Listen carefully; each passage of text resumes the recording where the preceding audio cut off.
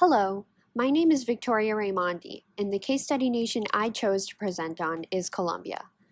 Here is an outline as to what I will be discussing throughout my presentation. First, I will do a brief overview on Colombia as a country. Then, I will discuss the history of Colombia. After that, I will go into depth on three topics. I will discuss migration to Colombia, specifically from Venezuela. Then I will go into detail about religion and discuss its role in Colombia's society. Finally, I will talk about the urban-rural divide that exists in Colombia and what is being done to bridge that gap. Then I will close my presentation with a conclusion and reflection. My works cited can be found at the end of my presentation. To start, I will begin with an overview or introduction of Colombia. Colombia, officially known as the Republic of Colombia, is located at the north of South America. The country is bordered by the Caribbean Sea between Panama and Venezuela, and bordering the North Pacific Ocean between Ecuador and Panama. The capital of the country is Bogota, and is situated on a high plateau in the northern Andes Mountains. The country is made up of flat coastal lowlands, central highlands, high Andes Mountains, and eastern lowland plains overall. The majority of people live in the north and west due to agricultural opportunities and natural resources. The population in the country is over 48 million as of July 2018, and it is made up of mestizos and whites, making up 84.2%, Afro-Colombians making up 10.3%, Amerindians making up 3.4%, and about 2.1% unspecified as of 2005. Although Spanish is the official language of the country, there are more than 180 indigenous languages and dialects spoken throughout. Most Colombians are adherents of Roman Catholicism, which will be discussed in more depth within the presentation. Colombia has a lot of natural resources, including petroleum, natural gas, coal, iron ore, nickel, gold, copper, emeralds, and hydropower. Agriculture is a main component of the economy, and the climatic variations that exist within the country allow for a wide range of production from tropical to temperate zone crops. Coffee can be considered the backbone of the Colombian economy and contributes about half of the exports from the country. Next, we will dive into the history of Colombia and how it came to be. It is believed that the first to arrive to Colombia came about 20,000 years ago. About 8,000 years later, settlers in the western part of the country turned into a civilization known as the Chibcha. From the Chibcha came the Muisca, an advanced culture that proved to be a dominant power in Colombia at the time. The Spanish settled in Colombia in 1525 and were on a mission to find gold and anything else that could be considered valuable.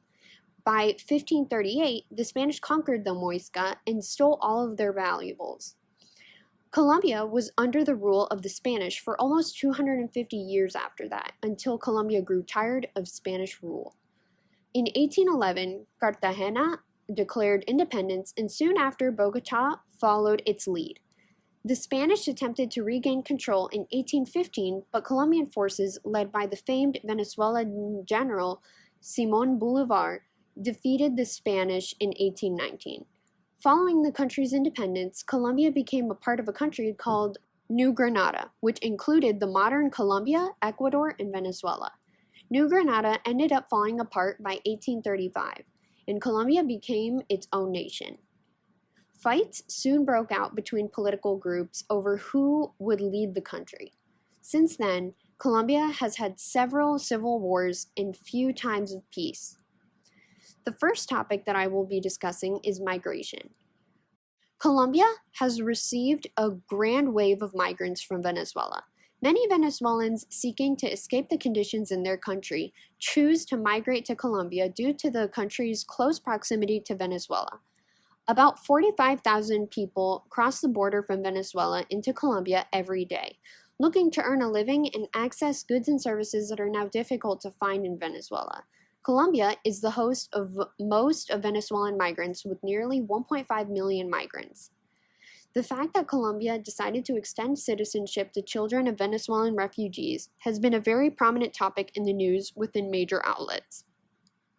Colombia is prioritizing registration and legal status for Venezuelan refugees. Specifically, the measure will grant a path of Venezuelan passports to babies born to Venezuelan parents on Colombian territory from August 2015 until August 2021, making it easier for them to access education and health care, and preventing an explosion of statelessness in Colombia.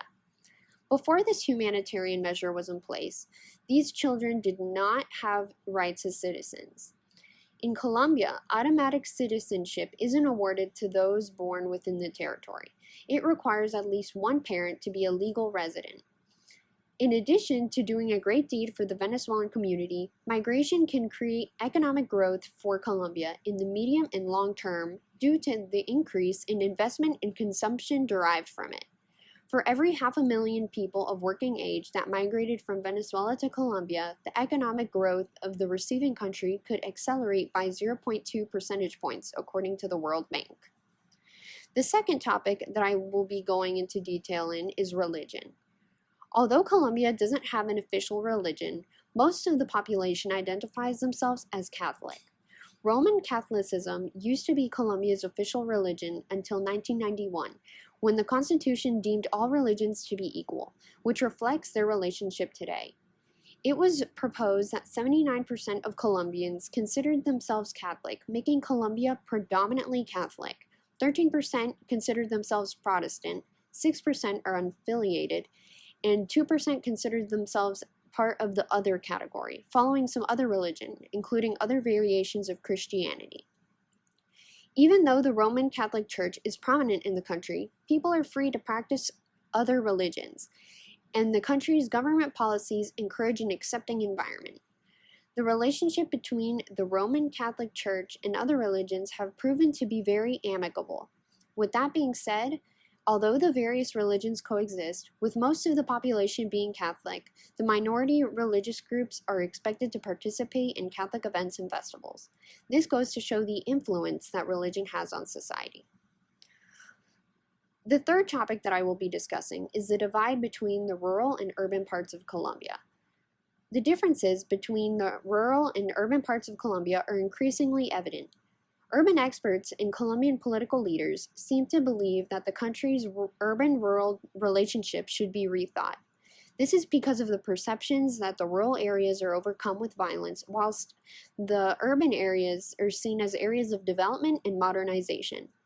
Colombia tends to demonstrate dual identities, and the differences between them have become of much importance because of the peace deal aimed at finally ending the civil war. The peace deal ended Latin America's longest-running conflict between the government and rebel group of the Revolutionary Armed Forces of Colombia, FARC. The deal called for FARC to disband in exchange for the government to launch a major investment effort to raise the income of the rural poor that can bridge the gap between the rural and the urban parts of Colombia. The deal pledged to tackle unequal land distribution, close the urban-rural gap, and promote development in rural areas hit by violence. As for my conclusion, over the course of this project, I have learned much about different important aspects of Colombia and highlighted the ones that I found to be the most interesting.